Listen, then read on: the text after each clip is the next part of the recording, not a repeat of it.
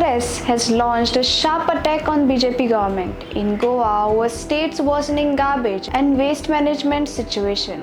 GPCC President Amit Patkar today alleged that Goa is choking under garbage due to corruption and mismanagement under the leadership of Chief Minister Dr. Pramod Sawant, who also headed the Goa Waste Management Corporation. Patkar claimed that garbage is being openly transported in trucks across cities, spreading foul smell and contamination. He alleged that rotting waste has become a breeding ground for mosquitoes and flies, increasing the risk of dengue and malaria. The Congress leader also claimed that burning garbage in several areas is releasing toxic fumes in the air, creating serious health concern for residents. According to Patkar, more than 70% of villages in Goa still lack proper waste management system, leading to garbage accumulation near home and possible underground contamination. Calling the BJP's Clean Goa campaign a failure, Patkar alleged that the state is facing a growing public health crisis due to poor governance and corruption.